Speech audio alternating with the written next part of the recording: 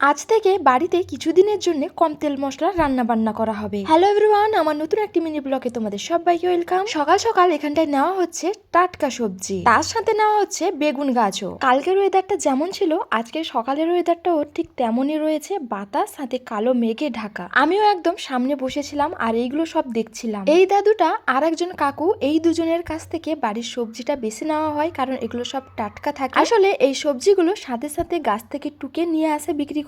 আজকেও অনেক কিছুই এনেছিল, বাট আমরা আজকে নিয়েছি শুধু এই ঢ্যাঁড়স, কারণ বাড়িতে ঢ্যাঁড়স ছিল না। আমি ঢ্যাঁড়স গুলো নিয়ে একটা পলি ব্যাগের মধ্যে ঢুকিয়ে এটাকে রেখে দেবো ফ্রিজে। বাজার থেকে ঢ্যাঁড়স আনলে না অনেক ঢ্যাঁড়স খারাপ পড়ে যায়, কিন্তু এই ঢ্যাঁড়স গুলোর মধ্যে একটাও খারাপ নেই। আর এতগুলো ঢ্যাঁড়স একসাথে কেন নেওয়া হলো জানো? আজ থেকে আমাদের বাড়িতে কম তেল মশলার রান্না হবে কিছু দিনের জন্য। তেলটা এতটাই কম যে আমি রান্না করতে বসিনি, আজকে মা বসেছে রান্না করতে। আমি না এত কম তেলে রান্না করতে পারি না। আর এত কম তেল মশলার রান্না হচ্ছে কেন জানো তো? বাবার জন্য। আসলে বাবার শরীরটা অনেকটাই খারাপ, তার জন্য ডক্টর বলেছে কম তেল মশলার রান্না খেতে। বাবার শরীর খারাপ তাই ডক্টর বাবাকে খেতে না বলেছে, কিন্তু আমরাও খাচ্ছি না। প্রথমত গরমে একটু কম তেল মশলা রান্না খাওয়াই ভালো, আর দ্বিতীয়ত বাবা খাবে সিদ্ধ তরকারি আর আমরা তেল মশলা দিয়ে রান্না করে খাবো, তাই একসাথেই সবার রান্না হচ্ছে কম তেল মশলা দিয়ে। বাড়ির সবজি দিয়ে এই তরকারিটা করা হয়েছে শুধু আলু বাদে।